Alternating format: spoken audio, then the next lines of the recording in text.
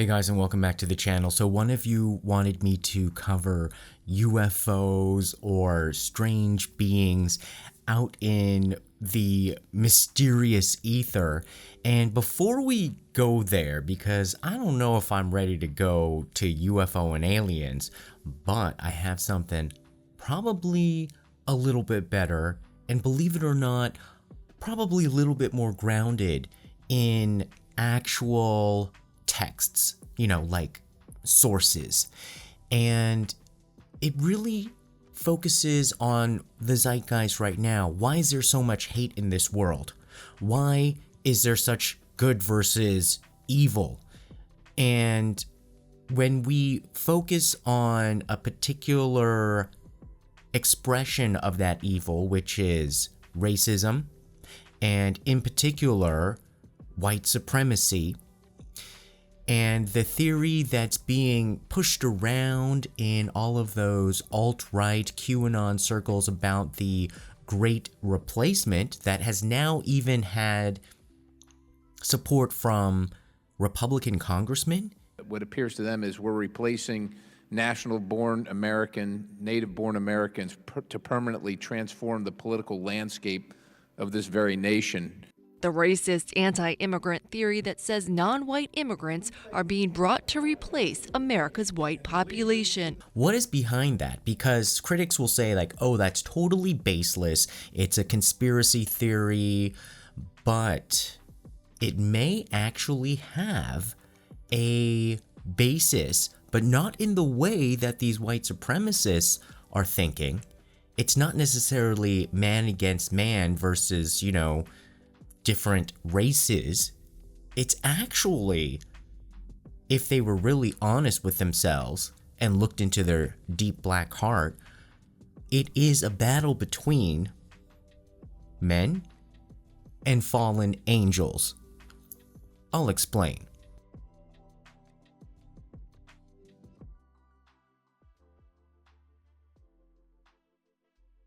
So if you've ever wondered, like, what is going on in this world? Why is this world seemingly falling apart?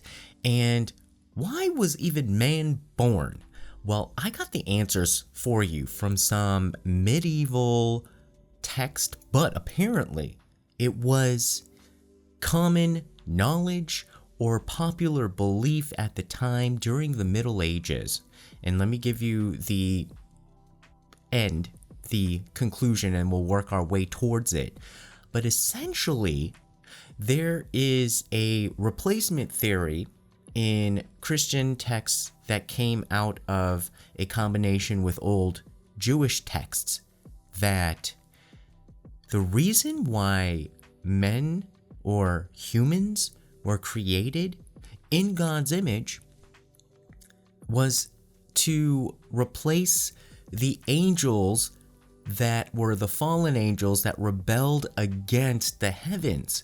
So, like in reincarnation or in the Buddhist way of thinking, like, okay, we have to be reborn, and every time we're reborn, we're trying to get a little bit better and better and better. And then if we reach nirvana, we're basically taken out of this world and put into heaven.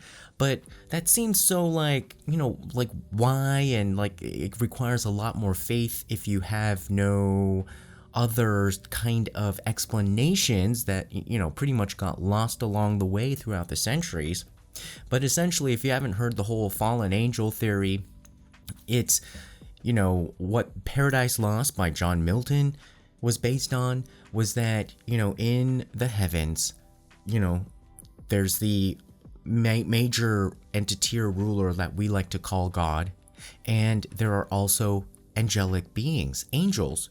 But there was a group of angels in the highest level that decided to rebel because they wanted the powers and they wanted to be like God and they wanted to rule over the earth. So they rebelled, and then God cast them down onto the earth.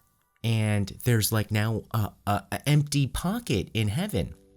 So the theory is that God created man in the image, and it's probably like the image of the angels. And once men's souls were able to ascend essentially through being angelic, then they would be the replacements of these fallen angels that are stuck on earth. And so we're on earth with the fallen angels, and then also the guardian angels come down, and they also are all like, in the ether. So that's why you think like, oh, there's a good angel and a bad angel. Well, under this theory, they're both floating around here trying to influence us. Our goal is to get angelic enough so that we can go to nirvana, which is essentially go to heaven. And what that really means, like what the master plan of God was under this theory, is that humans were supposed to replace the fallen angels. The fallen angels are, they're mad. They're like, no, you're not going to replace us. And then they try to keep us from our highest selves and our destiny, to keep us grounded on the earth so that they can rule over us and that we can never make it up to the spots that are reserved for us. All right, so how does this relate to the modern day? This great replacement theory where it seems as if the white supremacists are really crapping in their pants. And, when we saw that Tiki Torch rally in Charlottesville where all those, people were yelling out, Jews will not replace us, Jews will not replace us, Jews will not replace us. And everyone's like looking at them like, oh geez, like xenophobic, racist, kind of like paranoid. But actually, maybe they are really onto something. That, if they're like possessed by the demons are saying humans, the humans that are going to ascend are not going to replace us. And so this great replacement theory is a theory that in its modern form was based on a book by a French philosopher that was published in 2011, and his name is Renaud Camus. I don't know if he has, any relation to that Camus, but perhaps he even, copied this because it was really popular, especially, like in the 1300s and, all throughout the Middle Ages. And this dude bought a castle in France from like 1340 that was built in 1340. So I don't know, maybe he found an old book, behind an old crumbling wall that explained the angelic versus man replacement theory, because apparently that was just like everybody thought that at the time. It's kind of weird, right? Like that's what, well, of course, everyone thought that the earth was flat and that, there were no like germs like bacteria. But I just wanted to bring this up because I thought this was very fascinating, because it seems like, sometimes when we're just like wanting to have an explanation that's not like so kind of like a debate back and forth, and sometimes we got to go metaphysical to explain what's going on down here on the mortal earth. So the most famous reference that people kind of glean from, where it seems as if they didn't put the whole story in there, but like a little bit of the story, a lot of people point to the 6th chapter of Genesis, where essentially, they're talking about how like the angels, they're like, oh dang, there's like, women, like human women that we want to like now marry. Some people say that it's like an angelic being that came down and said like, okay, we want to incarnate as a human and see if we can resist the sins and temptations, and then they couldn't, so they married women. And then in other cases it might just be like the bad demons also, conjugating with the women. That's the text that we can see in Genesis. In some of the texts that were like kind of like, that were not necessarily included in the official Bible that we have today, they also mention how there were the fallen angels who taught people the art of making swords and knives and shields, and then like shown them like jewelry, to be vain with precious stones, and then even makeup, and taught them things like adultery and corruption. And so that was in the Book of Enoch, which is also called the Book of the Watchers, chapter 8, if you want to look it up. Well, in the 13th century, there was an Italian rabbi who was out to see if there was really any kind of credence to this widespread belief that there were fallen angels and that humans were meant to replace the fallen angels and eventually ascend to heaven. There was this book called the Book of Life, and that was written by a rabbi in Paris. So that's why I think maybe there was a copy of that book, maybe in that French chateau or castle that this Camus guy had bought and renovated, and then he came out with this whole great replacement theory as if it was his own, but perhaps there's like a demon or a ghost or something in that old castle that kind of possessed him and said like, look, we're choosing, you know, there's evil people everywhere in every race, but then, you know, among the white race, maybe they're, you know, focusing really on like the racists and white supremacists, and they're kind of like, you know, invading them and then saying like, you're not going to replace us, because the theory here is that the fallen angels are jealous and so mad at men because actually when they got cast down from heaven, God made it so that they couldn't enjoy ruling over the world, and that, you know, even though that they're full of kind of like sin, they actually can't enjoy it, and they want men to do it, not because that they can enjoy it, but where they get their thrills and kicks is like keeping somebody from their destiny, keeping somebody from their higher good, keeping somebody or people in general, as many people as they can, to not ascend or to be your higher self, even if you don't, you know, believe in all this stuff, and or you know, this sounds a little bit, you know, woohoo out there. Essentially, it's that force, like the more that men fight with each other and create chaos and destruction and betrayal, you're never at your highest good when you're caught up in that kind of conflict, and it keeps you really kind of mortal. And we're all trying to rise above, you know, like when they go low, we go high, you know, Michelle Obama. It kind of resonates with, we're always trying to get a little bit to our higher selves. And if you always wonder like, why should I be the good guy? Why should I be the person that doesn't, you know, go down there? Because that's kind of like the goal, the natural, if you believe this, the natural inclination of humans, if you're not like a psychopath, is that you're always trying to get better. You're always trying to become a better person. And in the long run, it makes you feel better actually anyway.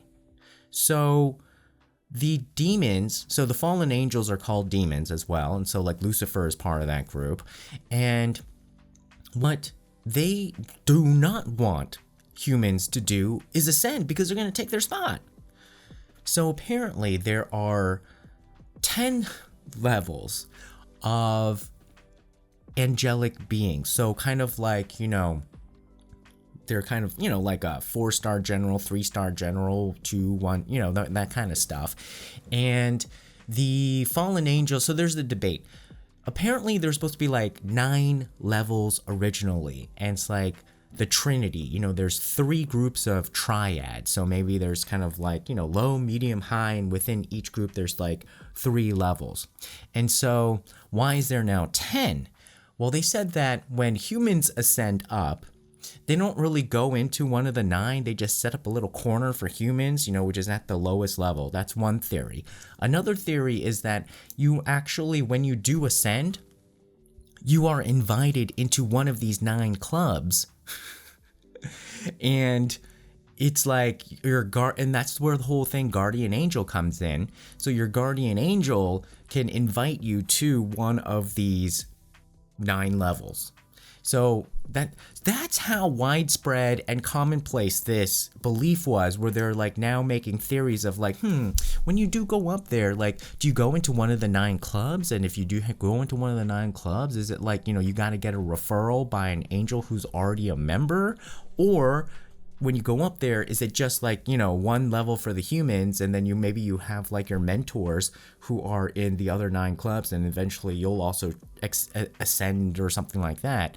Then the other theory is that the 10th level that they were talking about was basically, they're saying like the number of angels that left and wanted to rebel, in that great war against God, that they were so many that they could have created their own level. So basically it's like 9 or 10, but the main point is that there's a hole, there's a gap, there's a vacuum up in heaven that's meant for humans to then eventually occupy once we are ready in our souls.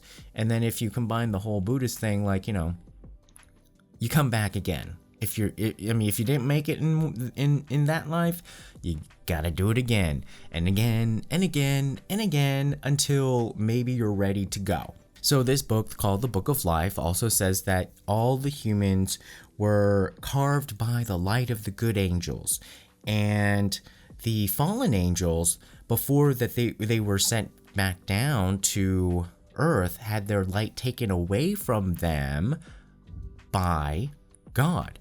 So when they rebelled, they had the war and they lost, and then so they went back down to earth, and then they wanted to rule over it, and then God whooshed them back up and like made all these judgments and stuff, and then said like, okay, fine, if you want to go, where do you want to go? And some people say like, I want to rule the oceans, I want to rule the mountains, I want to rule whatever.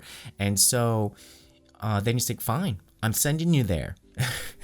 So that's why there's like, sometimes, like when you walk into places, there's like a real like eerie vibe. And then sometimes when you walk into places, there's like a real nice vibe. And so they're basically saying is that like, within the invisible, there are all these like demons and angels, like the demons are already there. And then I guess the guardian angels or the good angels, I don't know if they stay here, but they definitely take, some trips, see how we're doing and try to help us against the demons who are always trying to pull us down, drag us down into our lesser selves so that we don't then cultivate the wisdom and the love and the, being more spiritual in order to ascend. So Thomas Aquinas is the one that kind of brought this theory from the rabbinical texts over to like the Christian text, and by really solidifying this theory of replacement, like we're going to replace the fallen angels. And he said the greatest sin of the fallen angels was that they wanted to be like God and have his power. And that is the source of the rebellion. That is the source of actually the sin, is that trying to be God and have no accountability and do things your way. And from that is all the other, like, the sinful stuff that we have learned and talked about. And they try to get men to also do this as well. So the Book of Life says that the greatest trap for men is to be ensnared by sensuality. So finding all of the mortal kind of like pleasures that really kind of keep you down. I mean, there's also, like being able to celebrate, I think, in a very godly manner, like the material or experiential things in life. But I think what he was talking about is just being entrapped into it. So like addictions or things that kind of like take you away from where you're supposed to go. Not necessarily, you're not meant to be like joyless on this earth. You're supposed to have joy, and you're supposed to be able to find inspiration and then find your path, and to really then excel in your life and not be ensnared by because even like jealousy, envy, hate, those don't seem like very like desirable sensations, but for some people it is, and they're trapped in it and they're bringing other people down. So sometimes when I get fed up, like when I read this, I was like, okay, this is a nice different take on easing my mind of what's really the battle here, what's really at stake, and just for a moment just kind of imagine, oh, okay, so that's the game. It's less personal in this way, and you don't have to beat yourself up about it.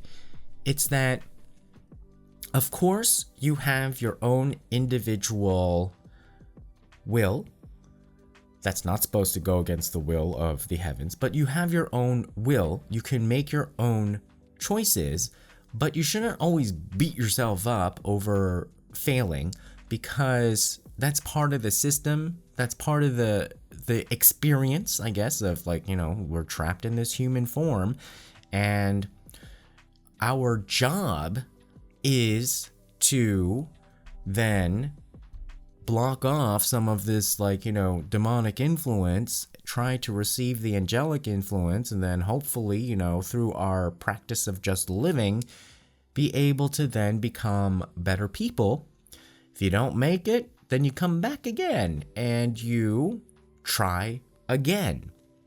So in some ways, like, it seemed like a bit depressing, because there's this like, ugh, this is hard. But then on the other hand, isn't it a relief that to err is to be human, to be tested in this way is to be human. And so I think we're all trying to go through this tests, and I think it would have been a little bit more helpful if we were given the full picture of what's going on. Like, basically, tell us what's going on in the invisible. But apparently people back then, like, they were much more comfortable with, the metaphysical, the invisible, and, we've, I think, like, all just kind of like cooked it down in this modern age and just like said faith. It's just faith. It's belief. And not really explaining what the foundations are to develop that belief or faith, because it does take belief and faith to be patient and to turn the cheek, to do the right thing, or to be brave, to fight against the people who are not doing good things. Instead of, you could just shut down and just kind of be like, well, I don't know, it's not my backyard. It takes faith, but what is this faith, and what is this faith built upon? And so, if you just know that essentially you have a reservation for a spot in heaven, which is why the higher power made humans in his image. So basically, I guess, we're like I guess we resemble angels too. I think it's a little bit comforting to know, yes, you have your place in heaven, but it's going to take some work to get there. And there are people who are probably influenced by the demonic forces. They're always trying to drag you down, drag you down. So this is the alternative great replacement theory. This whole great replacement theory that all the white supremacists are like, quacking about.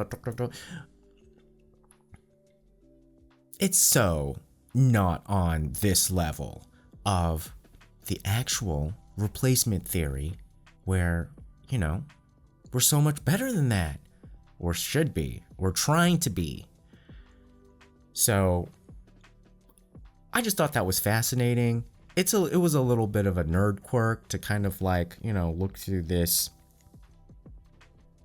journal article.